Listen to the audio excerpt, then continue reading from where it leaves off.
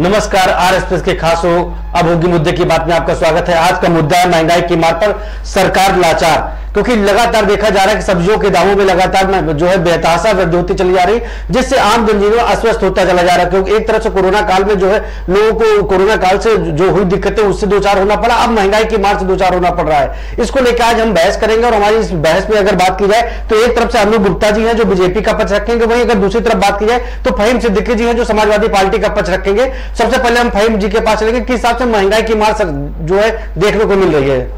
भैया नमस्कार, बहुत बहुत धन्यवाद बुलाने के लिए। भैया आप देख रहे हैं कि जब से ये कोरोना काल स्टार्ट हुआ है, पहले जो आलू 8 रुपए किलो मिलता था, आज ये आलू 40 रुपए किलो है। गरीबों के लिए तो एकदम काल, आदमी कैसे खाएगा कैसे रहेगा। ये सरकार को गरीबों को कोई भी ध्यान नहीं है। सरकार गरीबों के लिए कुछ नहीं करना चाह रही है, ये सिर्फ अमीरों के लिए, बिजनेसमैनों के लिए काम कर रही है। गरीब किस तरह, रिक्शा चलाने वाला किस तरह रोजी रोटी कमा नहीं पा रहा है इस तरह के कोरोना काल में, वो कैसे खाएगा कैसे रहेगा और कैसे जिएगा। अनूप जी, सरकार आपकी है, सत्ता आपकी है, तो लगातार महंगाई की मार, एक तरफ कोरोना से आदमी टूट गया, उसकी कमर टूट गई, अब महंगाई की मार से उसकी कमर टूटी चली है। लगातार सब्जियों के दामों में बेतहाशा वृद्धि होती चली जा रही है, तो उसको रोकने के लिए कुछ सरकार प्रयास क्यों नहीं कर पा रही है?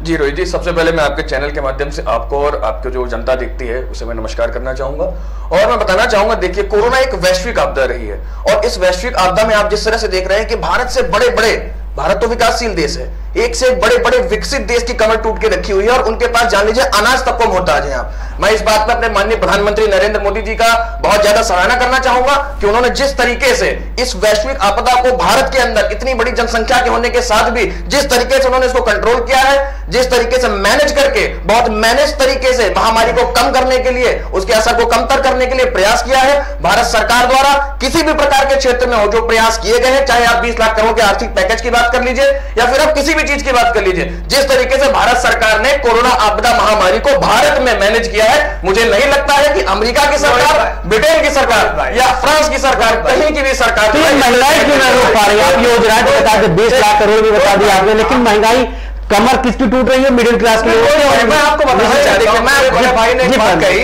मैं आपको बताऊं, 20 लाख करोड़ का पैकेज आपने देखा, 20 लाख करोड़ का पैकेज कहाँ है? सिर्फ हवा हवा ही रहा। नहीं, जनता पैदल चली है। मेरी बात पैकेज का मतलब ये नहीं है जेल में कैश डाल दिया। अरे यार, ये नहीं योजनाएं आती है, कैश डाल उनको घर तक नहीं पाए, सवारी के बात करें आप की बात कर लीजिए।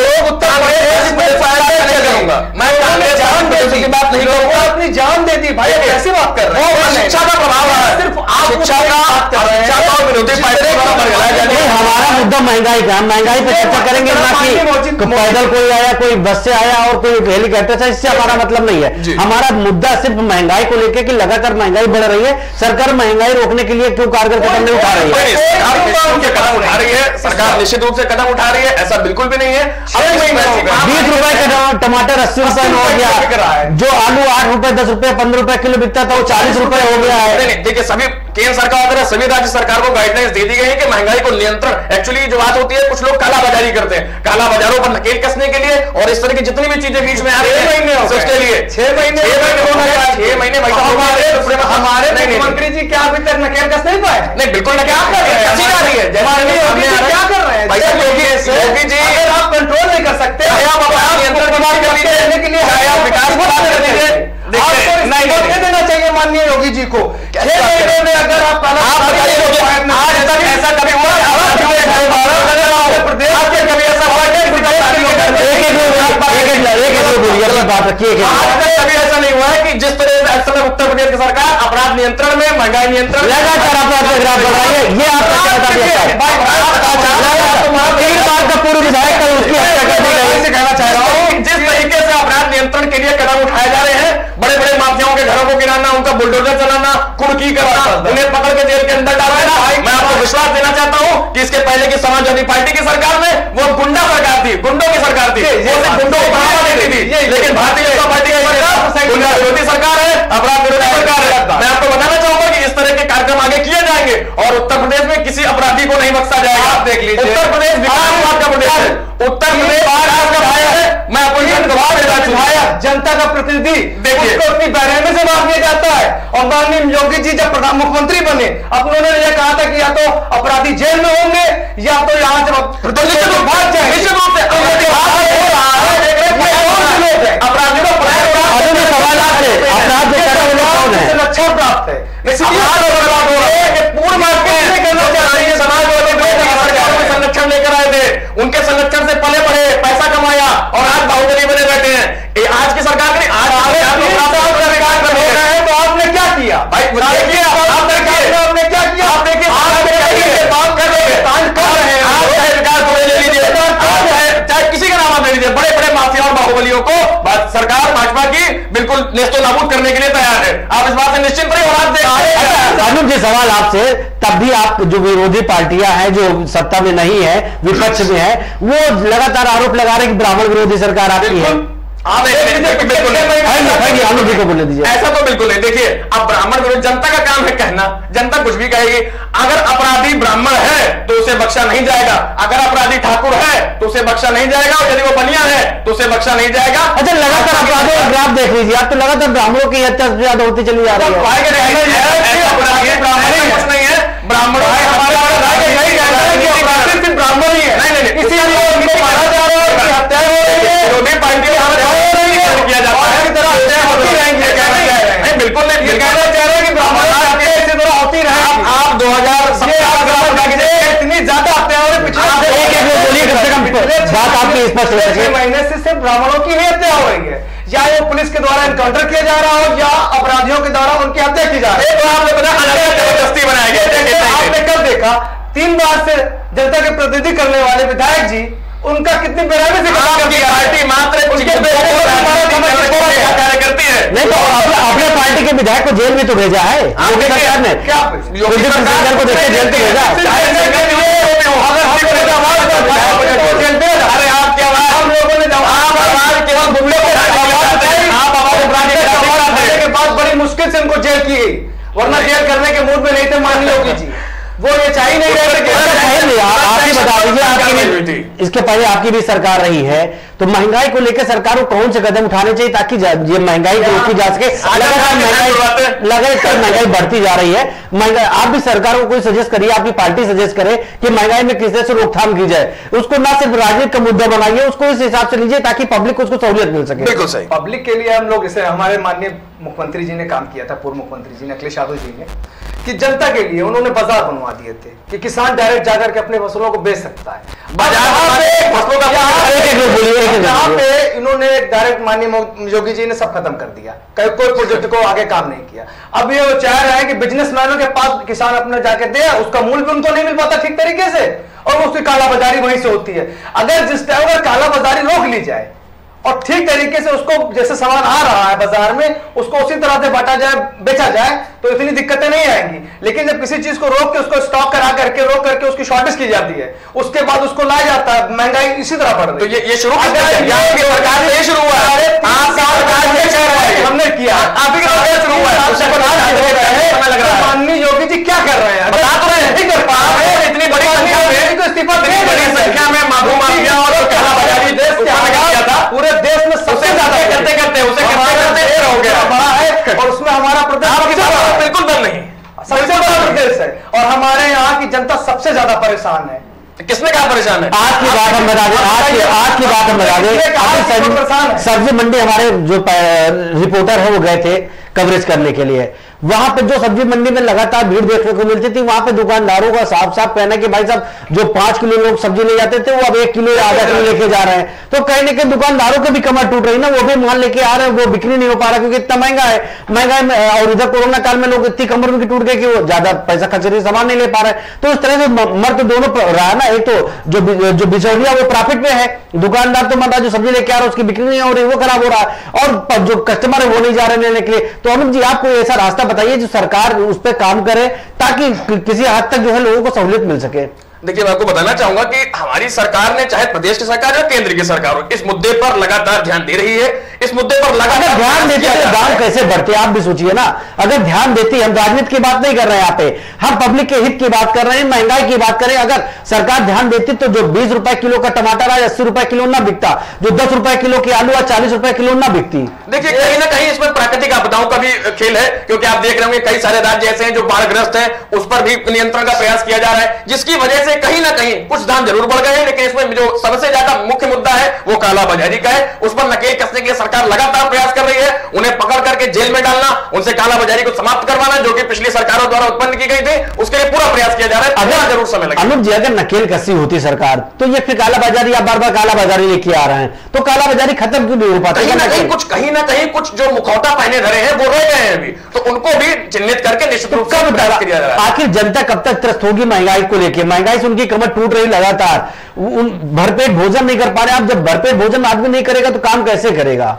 आपकी बात बिल्कुल ठीक है, बहुत जल्दी कुछ सामान्य तौर पर मिलेगा, बहुत जल्दी। देखिए, कई तरफ से देखिए मार पड़ी है पूरे देश को, पूरे विश्व को, हर तरफ से, चाहे महामारी ले लीजिए, चाहे प्राकृतिक आपदाएं ले लीजिए, या फिर कोई भी चीज ले लीजिए आप। तो जब चारों तरफ से मार पड़े तो निश्चित रूप से बाहर उभर कर आने में थोड़ा सा प्रयास अधिक करना पड़ेगा और थोड़ा सा समय लगेगा। बस उसी समय का इंतजार कीजिए, बहुत जल्द सब कुछ सामान्य होकर के अपना देश फिर से ऊंचाई को छूने के लिए बिल्कुल बैठ जाएगा। फहीम जी, क्या बोल लेंगे आप? कुछ कहना चाह रहे थे? भाई ये कहना चाह रहे थे कि ये सरकार जनता के लिए अब तक न कुछ किया है और न ही आगे कुछ करना चाहती है। ये चाहे केंद्र की सरकार रही हो, चाहे राज्य की सरकार रही हो, ये सिर्फ पूंजीपतियों के लिए ही काम कर रही है। हमारा देश गिरती चली जा रही है और हमारे देश के पूंजीपति बढ़ते चले जा रहे हैं, बढ़ता ही चला जा रहा है। अमेरिका से ऊपर है, फ्रांस से ऊपर है, हमारा देश कहाँ जा रहा है? ऑस्ट्रेलिया से ऊपर है। हमारे प्रदेश के नौजवान बेरोजगार घूम रहे हैं, उनकी नौकरी देने की बात की गई थी, आज बेरोजगार घूम रहे हैं, लोग ताली थाली बजा रहे हैं, क्योंकि जानते हैं थाली बजाने के लिए तो मोदी जी ने ही प्रोत्साहित किया था। नौजवान यही समझ रहे हैं कि अब ये सरकार किसी न किसी तरह मोदी जी का ही अनुसरण कर रहे हैं। बहरी हो चुकी है। थाली बजाने वाले लोग कौन है? राजनीतिक पार्टी के लोग हैं कि आम लोग? ये आम लोग हैं, जनता नहीं है। हमको ताली विरोधियों ने, आपने हमको अपना दर्द बयां कर रहे हैं। बिल्कुल, ये सरकार गूंगी बहरी हो चुकी है, इसको इसी तरह से समझाना पड़ेगा। ऐसा कुछ नहीं है। कैसी बात कर रहे हैं आपने? कैसी बात कर रहे हैं आप? ताली नहीं शुरुआत कर रहे हैं राज्य में ताली बजाने वालों को, जो कि सरकार की पुलिस ने गिरफ्तार किया। अगर मोदी जी ने इसकी शुरुआत की थी तो उनको गिरफ्तार कराने की प्रयागराज में माननीय योगी जी की पुलिस ने किया। ये क्या है? जब योगी जी जान रहे हैं कि मोदी जी का आदेश था ताली थाली बजाने का, तो आपको गिरफ्तार करने की। अच्छा अनुज जी, सवाल अब आपसे है, जो 20 लाख करोड़ रुपए की बात अभी आप कर रहे थे, तो आपको लग रहा है वो जनता तक सही सलामत पहुंच रहा? जो 20 लाख करोड़ रुपए हुआ था कि ये आपदा के दौरान 20 लाख करोड़ का राहत पैकेज सरकार दे रही है, उस राहत पैकेज से क्या किनको, बिचौलियों को लाभ मिल रहा है कि जनता को, जो गरीब तबका उनको लाभ मिल रहा है? बिल्कुल, आप देखे होंगे। आप राजनीति की बात कर लीजिए, राजनीति में कितने लोगों को इसका लाभ मिला? क्या आपको कुछ जानकारी है इसकी? बिल्कुल, मैं बता रहा हूं आपको। चाहे आप किसानों की बात ले लीजिए या फिर आप श्रमिकों की बात ले लीजिए, आप किसी भी किसान श्रमिक से पूछेंगे, उनके खाते में डायरेक्ट पैसा 1,000 रुपया करके उनके खाते में पहुंचा हुआ है। और जो पैकेज है, ये बड़ी योजनागत पैकेज है, इसे पहुंचाने के लिए बिल्कुल किसानों के ₹2,000 की छटनी किसी किसानों के खाते में डायरेक्ट पहुंच चुकी है। इसके पहले आज तक किसी भी सरकार ने इस तरह का कार्य नहीं किया है कि किसी भी तरह से, इसे आप समझ लीजिए कि उनका, अगर उनको कुछ नहीं है खाने के लिए, तो सरकार उनका भरण पोषण करने का प्रयास कर रही है। 1,000 जरूर उनके खाते में पहुंच रहा है, उधर बिजली का बिल आप बढ़वा दे रहे हो, पानी का टैक्स बढ़वा दे रहे हो। नहीं, पानी का टैक्स बिल्कुल, पानी का टैक्स वसूल रहे हैं, यूरिया बाहर बिकवा रहे हैं, कालाबाजारी करवा रहे हैं, वहां से मैनेज करवा रहे हैं, किसानों के कमर तोड़ने का उदाहरण। अभी हमारे आर एक्सप्रेस पे इसकी एक खबर चली थी बछरावा से। इफको केंद्र में रात में जो है ग्राम किसानों ने रात में वहां पे लाइन लगाई ताकि सुबह उनका नंबर जल्दी आ जाए और उनको खाद मिल सके। तो लोगों को खाद के लिए रात भर जगना पड़ रहा है आपकी सरकार में। इनको खेत ताकने के लिए रात में जगना पड़ रहा है किसानों को। ये सरकार जब से बनी है। अनुज जी, सवाल आपसे है, इफको मतलब इफको सेंटर में बछरावा की मैं बात कर रहा हूँ, आर एक्सप्रेस पे इसकी खबर भी अभी चलाई गई थी कि खाद के लिए जो किसान है उनको रात भर जो इफको केंद्र के बाहर जगना पड़ रहा है। कहीं ना कहीं यूरिया डीपीटी की कुछ कमी है और वो कमियां जो है वो, तो फिर आप कैसे कहते हो किसान के हित की बात कर रहे हैं? कहां गए जब किसानों को यूरिया नहीं मिल पा रहा है? आपको बताया कहीं ना कहीं उत्पादन यूरिया के लिए उनको पता चलता है अपना सारा काम छोड़ करके पहुंच जाते हैं 10 किलोमीटर। छुपाते हैं, दूसरे दिन उनको फिर खबर मिलती है, वो फिर काम छोड़ते हैं और फिर जाते हैं किसान हमारे, लेकिन उनका काम नहीं हो रहा है, वो परेशान, उनकी कमर तोड़ने का काम सरकार कर रही है। देखिए उत्पादन को बढ़ाने का प्रयास किया जा रहा है, उत्पादन जैसे हमारे पूर्व मुख्यमंत्री ने किसानों के हक में बहुत से काम किए, और ये सरकार किसान विरोधी, नौजवान विरोधी है। ये किसान, किसी भी नौजवान किसान आपके सरकार के मुख्यमंत्री तो टोटी तक उखाड़ लेंगे। ये क्या करेंगे? सम्मानित हमारे पूर्व मुख्यमंत्री जी के बारे में कहना चाहते हैं, वो सम्मानित तो ठीक है, लेकिन उनके द्वारा किए गए कार्य के लोग हैं, वो सम्मानित है और रहेंगे करने लेकिन जनता जानती है। अरे तो आप टाइम उखाड़ के ले रहे हैं और टाइम उखाड़ के ले जाएंगे और मुद्दे जरूर रखिए, मुद्दा महंगाई का, महंगाई पे आप लोग चर्चा करें, मुद्दे समझ रखिए। ये सरकार जो है किसानों के ऊपर दूसरी तरीके से बर्डन डाल रही है। हम आपको 2000 दे रहे हैं, ठीक है, लीजिए, आप किसान का बिजली का बिल बढ़ा दिया, किसान का बढ़ा, ऐसा कुछ नहीं। देखिए अगर कहीं उत्पादन में गड़बड़ आई है तो पूरे प्रदेश के लिए है, तो प्रदेश आप 20,000 करोड़ रुपए का सही आया है, कहीं ना कहीं उससे मैनेज कीजिए कि वो पैसा आपने पूंजीपतियों के लिए व्यय कर दिया। नहीं, ऐसा बात बहुत गलत है। कुछ योजना उसी तरह की है। 20,000 करोड़ रुपए गया कहाँ? केवल आप इसका आंकड़ा देखें, प्रदेश में कहा 20,000 करोड़ रुपए गया कहाँ आखिर? क्योंकि अभी तक मुझे ऐसा, ये योजनागत तरीका है, योजनागत के तहत कई सारी योजनाएं बनाई गई थी, जो कि वैश्विक महामारी आपूर्ति योजना से संबंधित कई चीजें, जिस तरह से आप देख रहे हैं श्रमिकों के खाते में लगातार 1,000 रुपए, किसानों के खाते में लगातार 1-2 हजार रुपए, तो इस तरह के योजनागत तरीके तो धीरे धीरे उसको जो है क्रियान्वित किया जा रहा है। क्योंकि देखिए आपत्तिकाल जो होता है वैश्विक महामारी का, वो कब तक चलेगा इसके बारे में किसी को जानकारी नहीं होती है। तो ऐसा नहीं है कि 20 लाख करोड़ एक ही बार में सभी को बांट दिया, उसकी योजनाएं कर दिया, उसे धीरे धीरे क्रियान्वयन तरीके से किया जा रहा है। धीरे धीरे पूरा इंतजाम बना रहा है अपने पूंजीपतियों को कैसे उसको एडजस्ट करना है।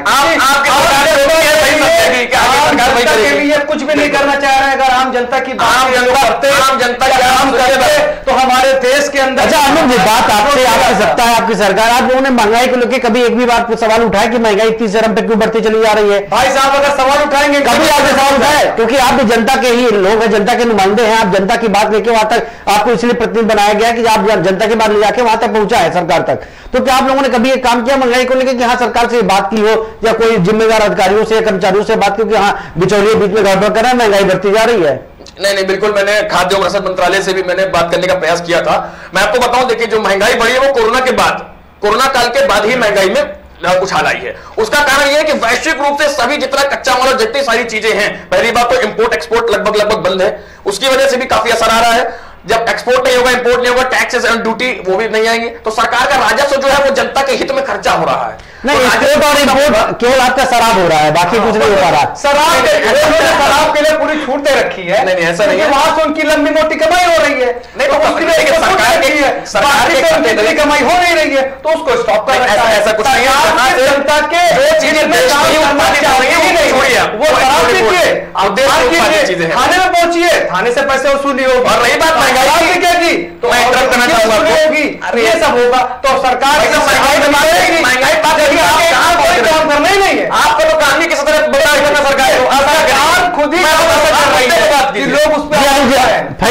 अनुज जी कुछ कहना चाह रहे थे आप? देखिए मुद्दे की बात कीजिए, ठीक है, आपकी सरकार ने जो किया इसके पहले, चाहे थाना हो चाहे जो भी हो, गुंडागर्दी की सरकार, सब कुछ कही जाती है, कोई छुपा नहीं है, जनता जानती, तभी 325 विधायक भाजपा की सरकार चुनकर दिए थे। और आपकी वही आपका काम वो है सीट नहीं जीत सकते, क्या काम किया विधायक? आप मेरे सवाल को उत्तर दीजिए। तो मैं बताया हमारे पूर्व मुख्यमंत्री, मेरे पूर्व मुख्यमंत्री जी ने इतना काम किया है, उसका रिजल्ट आपको अभी 2022 में मिल जाएगा। अच्छा, बस आपके मुख्यमंत्री के खिलाफ धरने पर बैठ जाते हैं। जब सत्ता नहीं मिला, अब सत्ता नहीं है तो रिजल्ट मिल जाएगा। आप देखिए, मतलब जुमलेबाजी की, आप लोगों ने सिर्फ जुमलेबाजी की, आपने जो माहौल बनाया, आपने लोगों के अंदर नफरतें पैदा कर दी, मुसलमान कर दिया, मुसलमान दिया, पहले से ज्यादा भाईचारे कुछ नहीं रहा है। आप देखिए जादुआ मुसलमान के साथ, बिल्कुल आप लोगों को समझ में आ रहा है। आप मुझे बताइए, राम मंदिर कहीं पर भी एक भी मुस्लिम ने कुछ भी बोला? आप बताइए। मुसलमानों के लिए, मुसलमानों उन्होंने वो फैसले तलाक का मुद्दा मत भड़काइए, मुद्दा महंगाई का था, महंगाई पे ही चर्चा हो ज्यादा बेटर रहेगा, क्योंकि महंगाई लगातार बढ़ रही है, लोगों की कमर टूट रही है। भले आप बात कर रहे हो कि आप बिचौले की वजह से ऐसा हो रहा है, लेकिन सरकार बिचौले पे रखे। मैं छोटी बात सरकार के संरक्षण इसीलिए इस तरह का काम हो रहा है। ये सरकार अगर चाह जाए तो 10 दिन भी नहीं लगेंगे, सब कुछ एकदम नॉर्मल तरीके से हो जाएगा। भैया आपने इतना बड़ा जाल बिछा रखा है, आपने इतना बड़ा जाल बिछा रखा है, धीरे धीरे हमने इतना बड़ा जाल बिछा रखा है, आप मेरे जाल में फंसे हुए हैं, तो आपको इस्तीफा। मैं महंगाई की बात करूं, कहीं ना कहीं स्वीकृत है कि हाँ थोड़ी सी महंगाई दर में उछाल आई है, थोड़ी से नहीं 3 से 4 गुना। सुनिए उसका रीजन क्या है कि आप देखेंगे इस त्रैमासिक कोरोना काल में त्रैमासिक सभी देशों की जीडीपी लगभग माइनस में है, आपने देखा होगा, लेकिन उसमें भी भारत ने बहुत अच्छा कार्य किया और भारत बड़े बड़े विकसित देशों से ऊपर है। भारत की जीडीपी माइनस में है, लेकिन ऐसा नहीं है कि भारत बहुत नीचे है, भारत कहीं ना कहीं बहुत सारे विकसित देशों से ऊपर है। इसका मतलब है कि हमने विकसित देशों से, हमारे माननीय प्रधानमंत्री जी की योजनाओं ने हमारे देश को निश्चित रूप से गिरने नहीं दिया। हमारा देश जो है कोरोना काल में भी बढ़िया से उठ करके चलता रहा, हमारे देश में। और मैं आपको बता दूं और भाई हमारे त्रैमासिक जैसे आएगी, सरकार लगातार इस मुद्दे पर काम कर रही है, आगे त्रैमासिक जैसे आएगी उसमें अपनी जीडीपी भी अच्छी बेहतर करके लाएंगे और महंगाई को भी नियंत्रित करने का पूरा मैं आपको आश्वासन देता हूं। फैन भी आप लोग महंगाई के लोगों की आवाज किस तरह उठाएंगे, आपकी पार्टी आवाज किस तरह उठाएगी? आखिरी सवाल। हम लोग किसानों के लिए हर तरह से भैया लड़ने के तैयार हैं और पब्लिक हमारी जनता जो उसके लिए भी लड़ने के लिए तैयार है। आपने देखा हम लोग किसी चीज के लिए आवाज उठाते हैं, ये सरकार सिर्फ लाठी बरसाती है, कोई आवाज उठाए। हम लोग शांतिपूर्ण धरना करने की कोशिश भी करते हैं, तब भी ये लाठी उठा रहे हैं। जब बेमुद्दे की बात करेंगे, अब ये बेमुद्दे की बात है, आप माहौल को बिगाड़ने की कोशिश करेंगे, आप माहौल बिगाड़ेंगे, आप जो है आवाज उठाने देने नहीं चाहते। आप ये चाहते हैं कि हम राजा हैं, तानाशाही तरीके से राज करना चाहते हैं। आपकी पार्टी समाजवादी पार्टी नहीं, समाज विरोधी पार्टी है, समाज विरोधी पार्टी है। ये देखिए समाज विरोधी बात करने के लिए अगर हम अपनी आवाज उठाते हैं, जनता की बात हमारे मुकदमे लाद दिए जाते हैं, हमारे ऊपर लाठी चला दी जाती है, जिसका निकल जाता सबूत। अभी आपने लखनऊ में देखा, बेहतरीन 2 तरीके हाथ तरह से लाठी चला रहे हैं, ऐसे मारना चाह रहे हैं, जान से मारने की कोशिश कर रहे हैं, सर फोड़ देंगे, हाथ तोड़ देंगे। ये सरकार न जनता के लिए काम करना चाहिए, विपक्ष को तो आवाज उठाने का मौका ही नहीं दे रही है। चलिए आप दोनों का बहुत बहुत शुक्रिया, आप हमारे पैनल पे और महंगाई को लेकर जो चर्चा है उस पर कहीं ना कहीं जो निष्कर्ष निकल के आया है, एक तरफ जो है अगर समाजवादी पार्टी की तरफ से बात की है तो सरकार पर ही पूरा इसका ठीक रफोड़ है, वही अगर बीजेपी की तरफ से बात की है तो बीजेपी ने इसको बिचौलियों की कुछ हद तक बिचौलियों की कमी मारा, बिचौलियों के कारण जो है महंगाई बढ़ रही है। अब देखने वाली बात होगी कि सरकार किस तरह से जो है बिचौलियों पर नकल करती है और महंगाई पे मात दे पाते हैं। आप सबका बहुत बहुत धन्यवाद।